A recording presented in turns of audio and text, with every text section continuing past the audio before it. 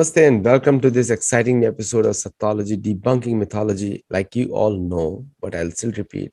Sat means truth, and logos means study or science. Sattology means the science of truth, study of truth.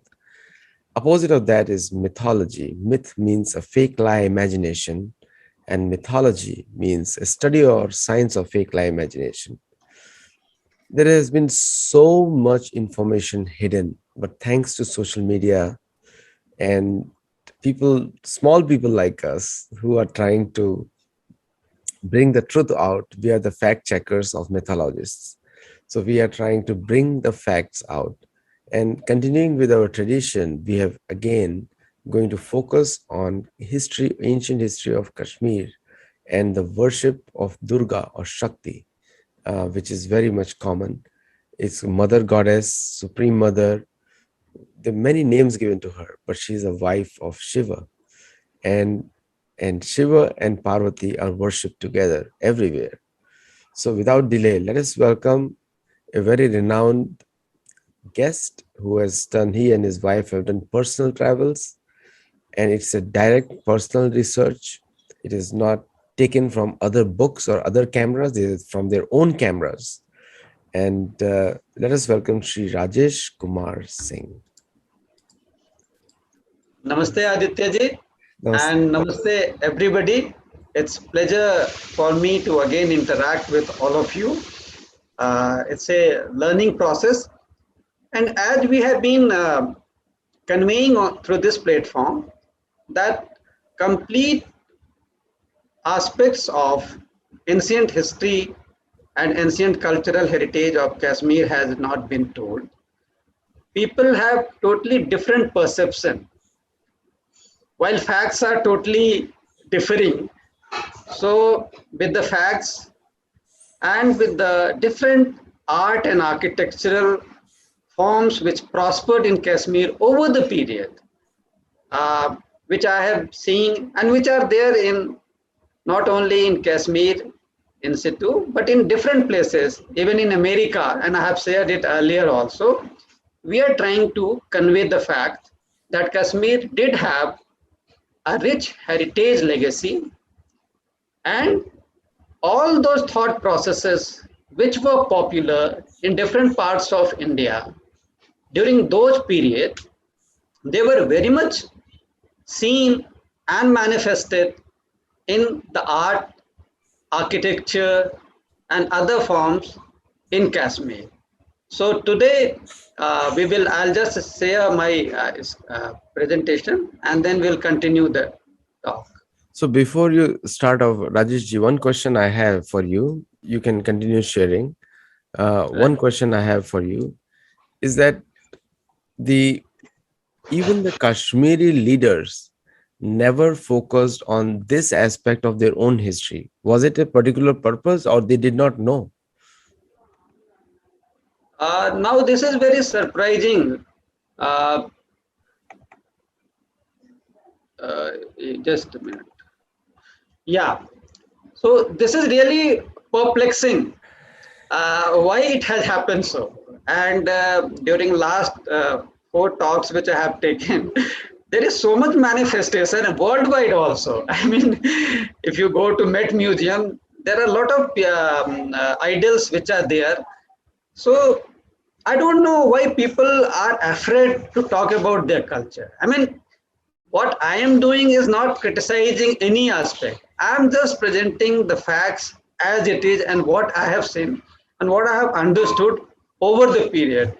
So this question is very pertinent and this is a very valid question.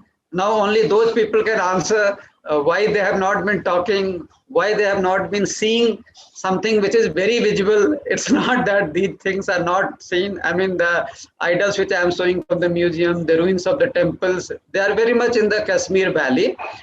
And slowly we will try to appreciate that it was a continued interaction with the civilization which were there, what is now a modern Afghanistan and Central Asia and Iran, up to Iran. You see, in those periods, some 2000 years ago, idol worship was very much popular. Fire worship was very much popular. But Unfortunately, there also the indigenous culture has been eroded.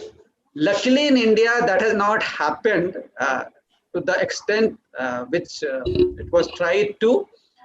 And the question which you have asked, I will again show that in the very first interaction on the Martand, I had shown that rather than telling the importance of the Martand, people were showing the place in a movie as a den of evil. So, what can I say about that? But we shall continue learning ourselves as you are doing through this channel, and we are doing, and we shall continue and bringing the facts, continue to bring the facts amongst the people in right perspective, so that people themselves will decide what is correct and what is not. So let us continue because I think people are eagerly waiting for this presentation. So this time I would be talking about the worship of Divine Mother. As Aditya ji told that the Divine Mother in India has been worshipped in many forms. And it's like same. We in India had a tradition to see the supreme consciousness, the supreme power in both male manifestation and female manifestation. Now, I am showing a figure here, idol which we worship, Shiva and Shakti. I have talked about Shiva in detail. Well, I was talked about Pandarethan or Avantipur or different places. So you see here, Shakti is being shown along with Shiva. Now this makes the supreme consciousness complete in Indian tradition, and the Sankaracharya in his famous book or famous treatise or creative 100 shlokas, the very first shloka in Saundarya Lahari, somebody who writes about the Saundarya of the Divine Mother, he says that if the divine Shakti, that the divine mother is with Shiva, the supreme consciousness, the Purush form, the male form, then only Shiva can act. And if the goddess or the Shakti is not with the Shiva, he becomes a Shava. Shava means a dead body. So you see the kind of philosophy, the kinds of thought process have gone that we in Indian tradition, in Indian culture, have been assigning equal status to male and female counterpart.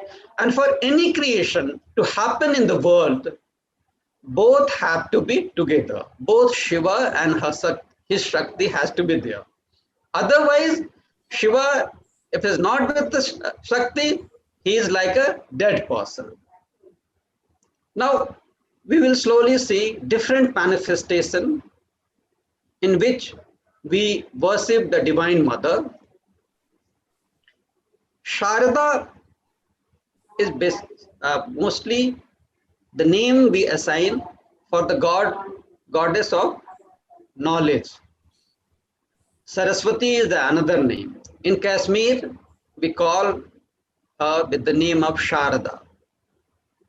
And as Sankaracharya, he also proclaimed or prayed Kashmir as the place of Mother Sharda. And you all will be surprised to know that there was a university, a famous university in ancient period known as Sharada Peeth. Peeth means a seat of learning. So on the left side, what you see is the ruins of the Sharda Peeth or the university, which is now in the area which has been occupied by the Pakistan. And it's a Neelam Valley is the place through which it's known at present. And on the right side, the goddess Sharda from Kashmir is displayed as it is displayed in the Met Museum in USA.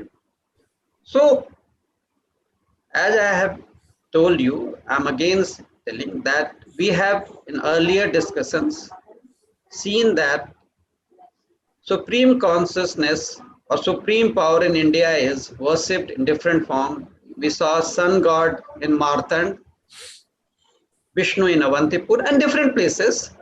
I'm just naming one or two, Vangath and Pandarethan for Shiva and Bhumjao caves also. Now, each one has a counter energy form, that is Shakti form. When we associate it with Shiva, it is known as Parvati.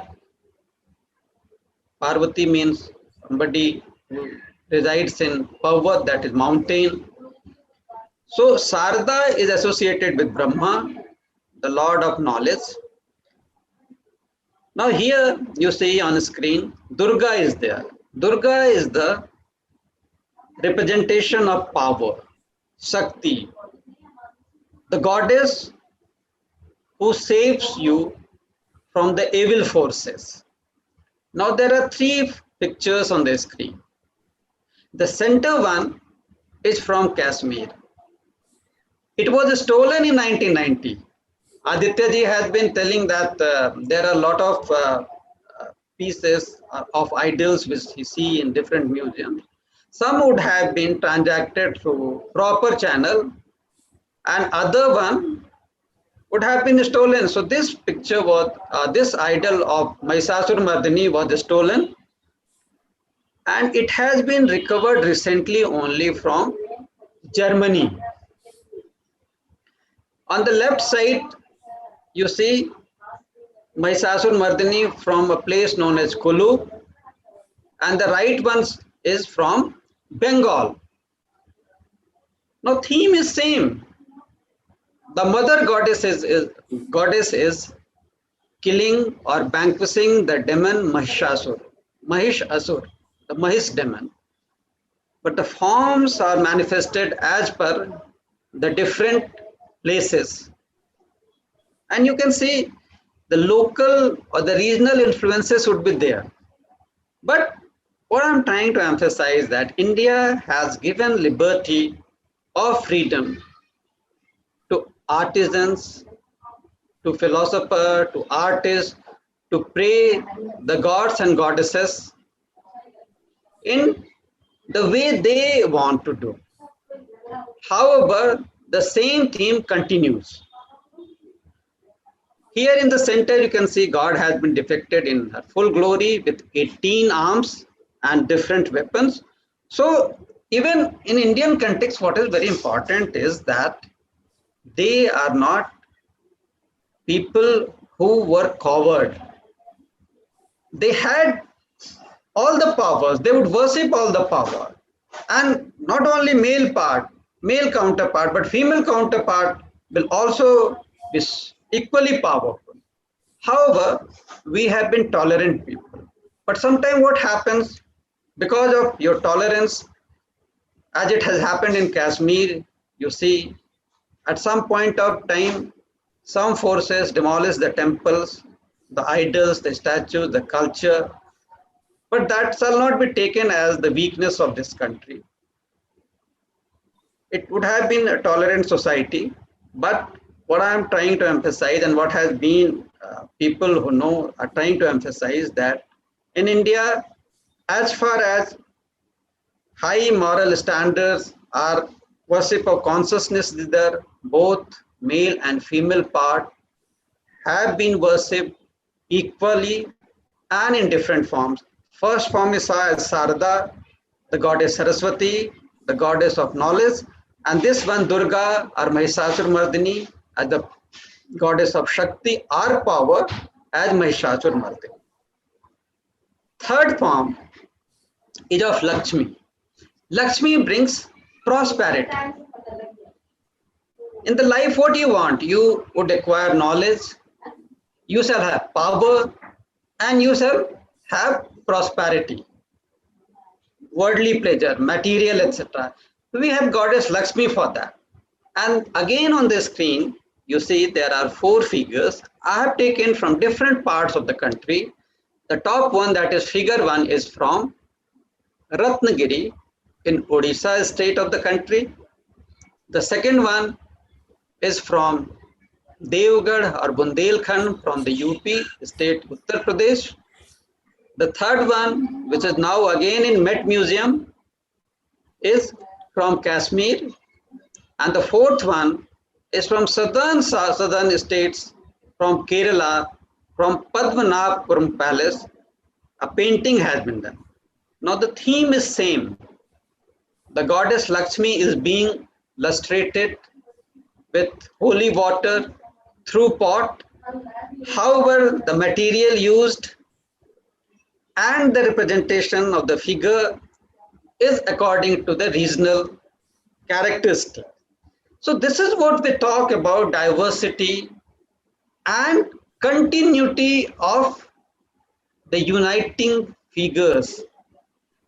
So whether it is Saraswati or Sharda, Durga or Mahishasur Mardini or Gaj Lakshmi, the counter goddesses of Vishnu, Brahma and Shiva, the preserver, the creator and the destroyer, they are very much were manifested in the Kashmir and they were worshipped too.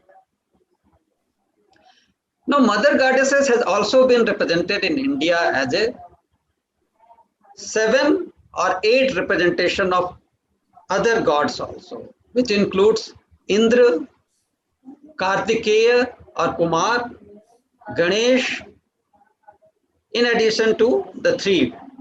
Now on the screen I showed 2 figures. Figure 1 is from another state, Jharkhand. I have already talked about 3 states. This is from Jharkhand and they are displayed in a museum there. And on the right side, the sculpture is from Srinagar. Now both the figures represent Indrani, means the Shakti of Indra. And both, if you see on the screen, would have Vajra in her hand, 1 and 2. But in one figure, you are seeing her standing in the Kashmir, of course, with the typical architectural style of the Kashmir. And in the figure 1, it is from the prevalence in that part of the country, that is Jharkhand, central East India. Now I am showing these are known as Sapt Matrika. Sapt means 7, Matrika means mother figure. Here you can see child is also on the left figure, you can see the god is there. Now this piece on the right side has been discovered from the Pandarithan.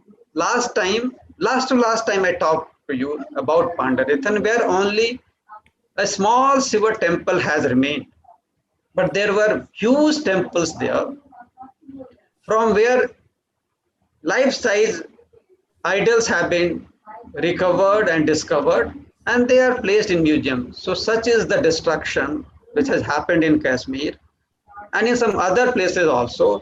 And here I am showing you only one of the mother goddesses. There are Varahi also, there is Kumari also, there is Brahmani also.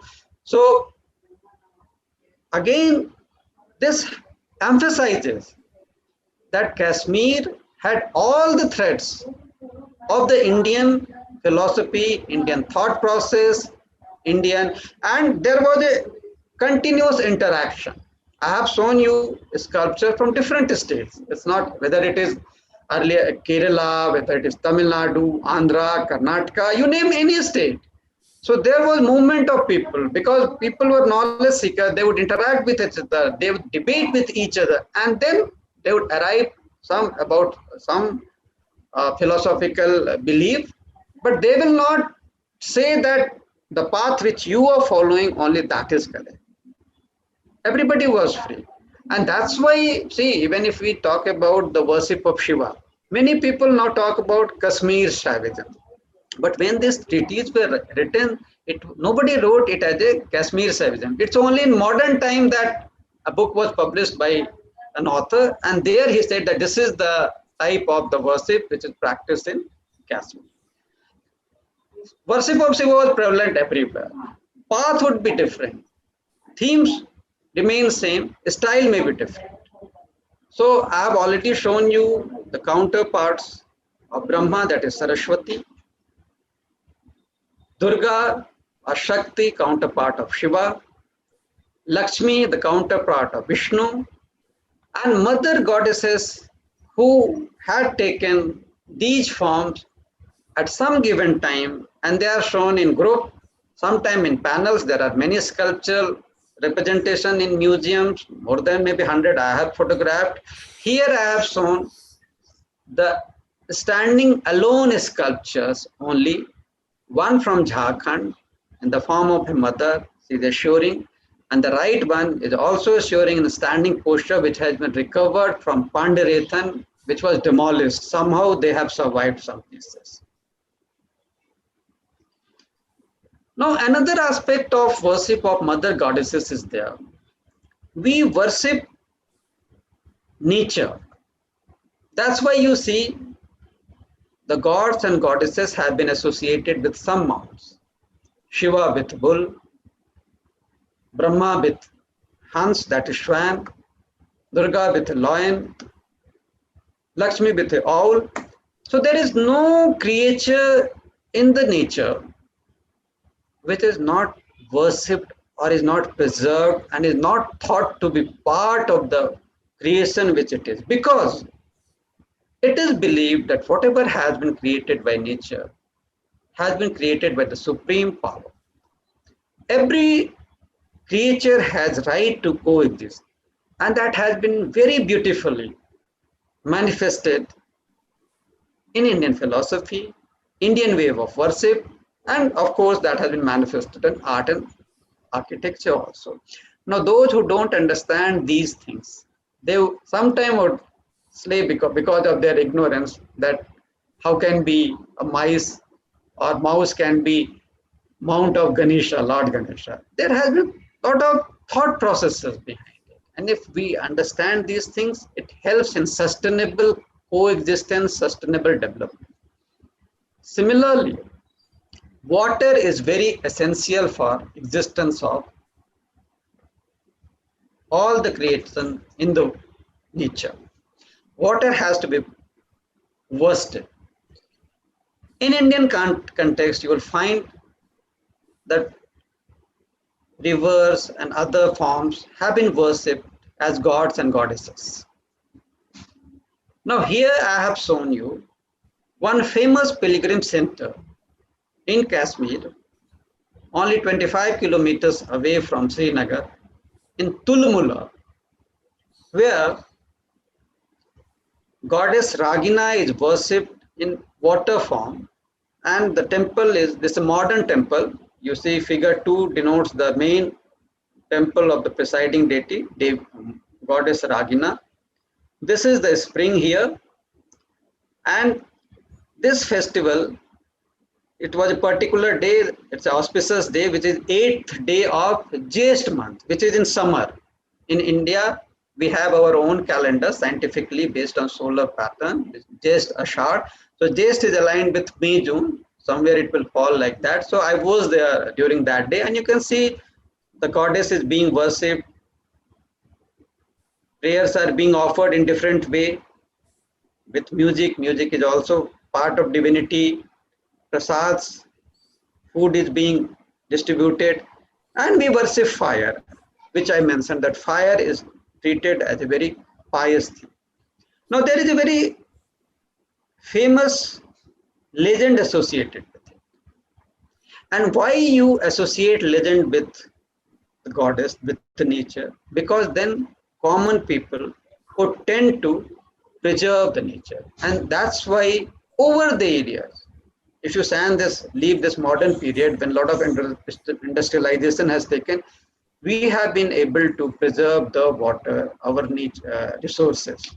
So the story or the legend goes like that the king of Lanka, Ramana, those of you who know Ramayana, he would worship Ragina Devi in form of water.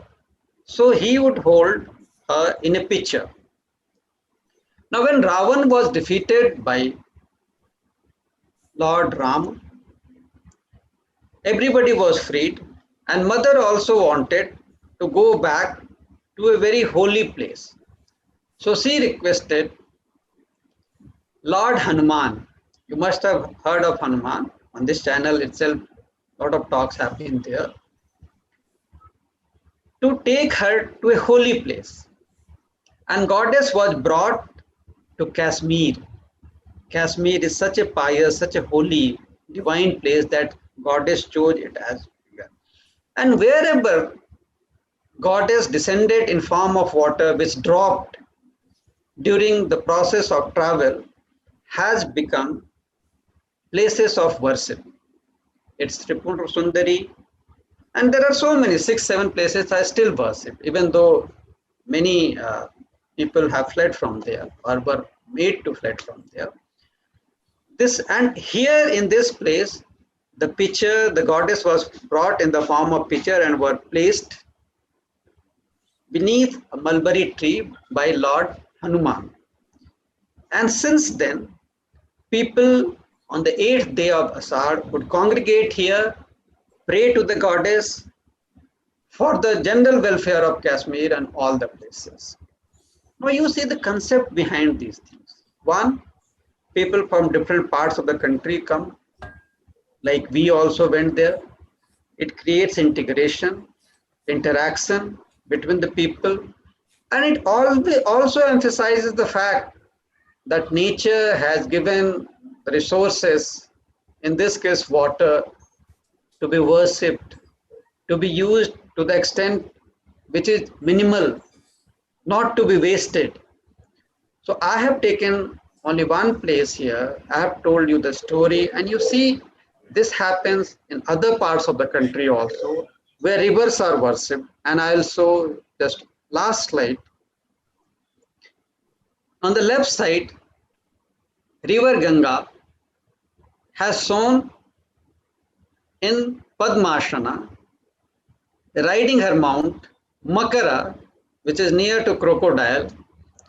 She holds water, pious water in one of her hand, lotus, which is pure form of the creativity. And same thing has been depicted in art form in Kashmir also. Bitasta River, which is now known as Jhelum, on the banks of which Srinagar is located, is also shown here. You can see on the screen with 4 hands. The goddess is sitting on her mount, which is fish. So what I'm trying to emphasize and imprint on your mind is that we in India have been worshipping water resources in different forms, whether it is river Ganga, river Yamuna, or river Godavari in south, river Kaveri in south, or Vitasta in north in Srinagar, and they have been associated with some mounds to show the integrated form of the creativity for sustainable coexistence. And this thing was practiced over the year in all parts of country and has been manifested in art, architecture, paintings, etc. And of course, they were in philosophy also. That's why they were manifested.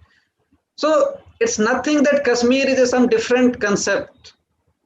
And through all my lectures, all my talks, this being the 5th one and the last one in this series, I have tried to emphasize you that there has been totally misconception about Kashmir. Kashmir was very much an integral part of the Indian subcontinent for last more than 2,500 years culturally. I'm not talking about geographical entity. And nobody can dissociate it because they are there. And what I have seen, I have shared with you, and this is my humble request to you, that you all shall, whenever hear about Kashmir, shall have images, some of which I have shared with you, go to the museums, Met museums and other resources, and have a fresh view regarding the Indian culture, which includes Kashmir. Thank you very much. With that, I conclude my presentation. So much important information out there, and nobody has shared that. Is not in the textbooks also. But we also see there is a phenomena of deleting the information from the textbooks. Like this, first of all, this information is not there. Plus, people remove it and put another context. Like, for example, they will put the history of only the people who have come the in the medieval times after 770 AD. So what is why does that happen? No, According- even not 700 AD, till 1400 AD in Kashmir, these things were very much present. And as I told you, with the example of the Martand, and which even today you see the piece, the idol of Indrani, which has been recovered from Pandarethan. Luckily, it is one of the pieces. So till 1400, I mean 400 to 1400, even in art and architecture form, you can see these manifestations. Uh, See, we have realized, I mean, what I can see that I did have this realization that the story, the real facts about India in general and Kashmir in particular has not been told or is not being told. What is the reason? Uh, Different people will say maybe different thing, but maybe Indians have not taken that pride or confidence to learn their thing. Maybe because of the colonial rule, they were maybe made to believe that you don't have any history. Whatever you are not civilized people. And even I told you shared that this mount being owl or mouse of our god goddesses was shown as something which was not superior inferior things. So what has happened over last many centuries, people have not really gone and have studied the philosophical contents, the debates which were there in the books, because books were not available. It was in Sanskrit and somehow people did not learn the Sanskrit. And slowly it was also told to them that Sanskrit is a very difficult language, while it is, I mean, totally 180 degree uh, away. Sanskrit is the simplest and most scientific language. Aham griham gachati. I go to my home. Griham gachati aham. Gachati aham griham. They will mean same because the sequencing of the word will not change their meaning. Matri devo bhav. Mother is goddess, which I shown you today. Pitri devo bhav. Father is goddess. Atithi devo bhav. Our guest is God. These are simple things which have been told in Upanishads and Veds, and they have continued. And somehow, few people would have shown their intelligence and made some uses as complicated. But then Latin, English, all are very complicated. At least in Sanskrit, what you speak, what you read, you speak, and the meaning will be same. If somebody goes in Kashmir or Kerala or Odisha or Assam, the mantras will be spoken in the same form. True. Pronunciation will also not differ. No, So I will answer it that maybe there would have been vested interest. People did not go deep inside their culture to understand these things. But slowly things are changing. Things are changing. More and more people are realizing also. And I hope that my friends through your channel who are listening to me, and this has been the fifth talk, will appreciate that what I have talked is not interpretation. I have shown figures from Met Museum, from SPS Museum, from museums of Patna in Bihar, and different parts. So these are facts, and that's what Sattology is. no, Yes, these are not. you said a very good thing about the Sanskrit part, because whenever I meet somebody, they tell me that they have to first learn Sanskrit and then read the scriptures. My point to them is, if you're from the Indian culture, from coming from India, you can learn Sanskrit directly from Mahabharata. So if you read 10, 15 shloka and fifth, so by the 20th shloka, you start understanding what is mentioned in Sanskrit in Mahabharata.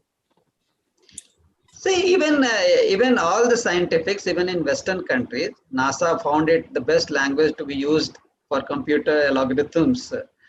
And I gave you an example, asatah ma sat gamaya. Don't follow the path of untruth, follow the path of truth. It's so simple. It's so simple. Uh, but sometimes the perceptions which are created, they are more, they become more larger than life than what is the reality is. That's So right.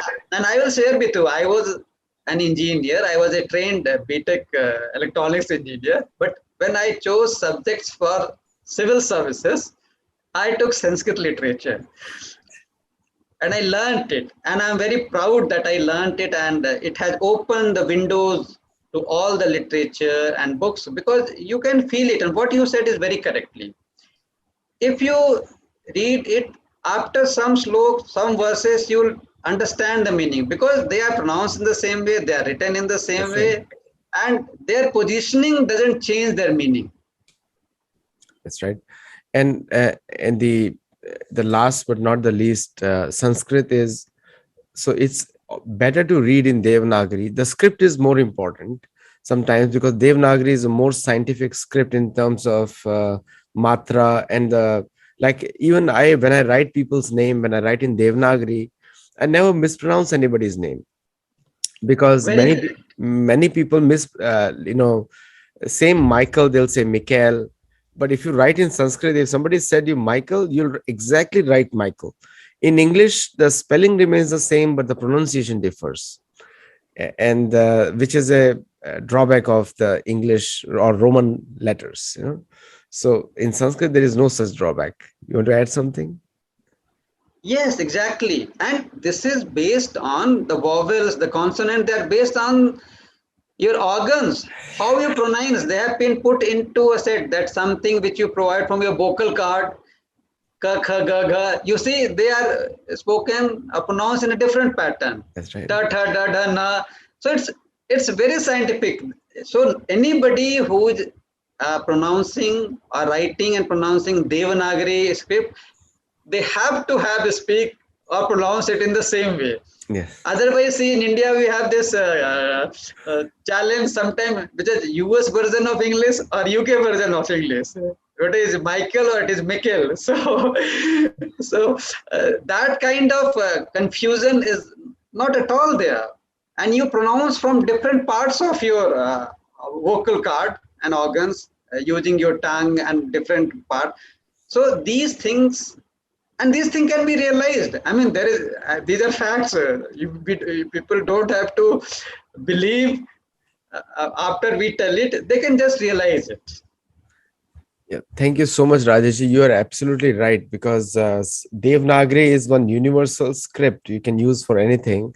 And if people learn Devanagari, it will be easier for them to read Sanskrit also because and then gradually after, see, I will be very honest with you. I did study Sanskrit till 12th standard, but in last 20 years or 25 years since I've been reading Mahabharata and Ramayana, I can tell you one thing. I have learned my Sanskrit from these literatures. So I can easily make out the difference that who is speaking, who is not speaking. Like the Mahabharata Sanskrit is more sophisticated than Ramayana Sanskrit.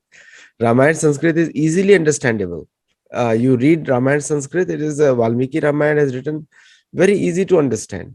Yeah, Mahabharata Sanskrit, you need brains and you can automatically understand. One is written by Ganesh and one is written by Valmiki and Bharadwaj. So yeah. thank you so much. It's a real pleasure, and for all the people who stayed back today was thank you so much. It was a wonderful presentation, and people who stayed back, thank you for your patience, and do watch it on YouTube. Let us know. Thank you Thank you. very much for patient hearing. Nice talk. Namaste.